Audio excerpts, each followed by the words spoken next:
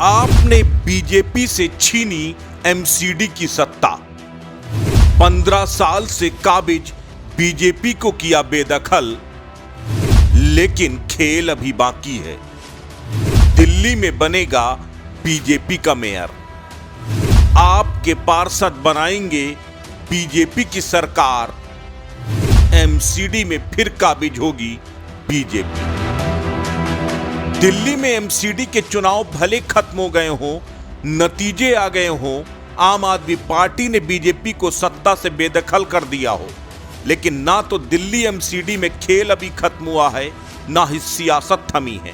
खेल तो अब शुरू हुआ है।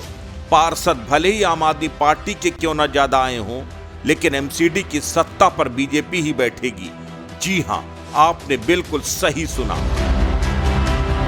दिल्ली एमसीडी में मेयर आपका नहीं बल्कि बीजेपी का बन सकता है।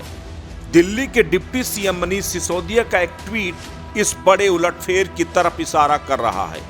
मनीष सिसोदिया ने ट्वीट किया और लिखा, बीजेपी का खेल शुरू हो गया है। हमारे नवनिर्वाचित पार्षदों के पास फोन आने शुरू हो गए हैं। हमारा कोई पार्षद बिकेगा नहीं। हमने सभी पार्षदों से कह दिया है कि इनका फोन आए या मिलने आए, इनकी रिकॉर्डिंग जरूर करें। दिल्ली में आम आदमी पार्टी ने बड़ा उलटफेर करते हुए 15 साल से एमसीडी की सत्ता पर काबिज बीजेपी को बेदखल कर दिया। दिल्ली एमसीडी चुनाव में आम आदमी पार्टी ने बहुमत का आंकड़ा पार कर लिया। आम आदमी पार्टी ने 134 सीट पर जीत दर्ज कर बहुमत का आंकड़ा छू लिया, जबकि भाजपा को 104 सीटें मिली। 250 वार्डों वाली एमसीडी में किसी भी पार्टी को बहुमत हासिल करने के लिए 126 सीट की जरूरत होती है, जबकि आम आदमी पार्टी के पास 134 सीटें हैं। यानी सीधे तौर पर आम आदमी पार्टी का मेयर ही दिल्ली की एमसीडी की कुर्सी पर बैठेगा।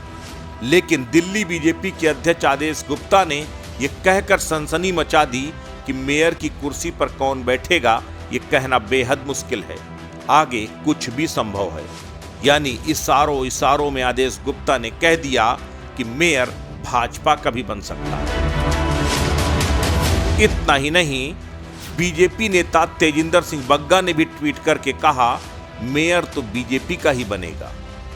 क्या बीजेपी के नेताओं के दावों में कोई दम है? क्या कोई ऐसी सूरत है जिसमें बीजेपी का मेयर बन सके? इसके लिए पहले दिल्ली की सियासी गणित को समझिए। दिल्ली में उस पार्टी का मेयर होगा जिसके पास 126 सीटों का समर्थन होगा। बीजेपी के पास में 104 सीटें, 9 सीटें कांग्रेस के पास हैं, 3 सीटें निर्दलीय जीत कर आए हैं। अगर ये मान लिया जाए कि बीजेपी को कांग्रेस और निर्दलीय समर्थन दे देते हैं, तब भी बीजेपी और सभी को मिलाकर 116 सीटें ही मिलती हैं। इस पर भी 10 सीटें कम रह जाएंगी।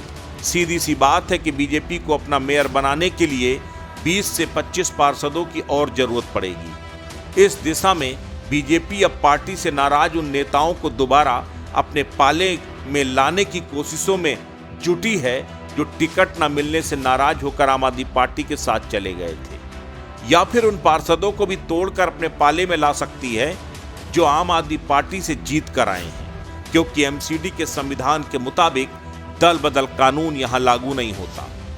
ऐसे में अगर 20-25 पार्षद टूटकर बीजेपी के पाले में आ गए तो बीजेपी का मेयर बनना कोई बड़ी बात नहीं। यानी खतरा अभी टला नहीं, सावधानी हटी, दुर्घटना घटी। आज तक न्यूज नेशनल के लिए ब्यूरो रिपोर्ट।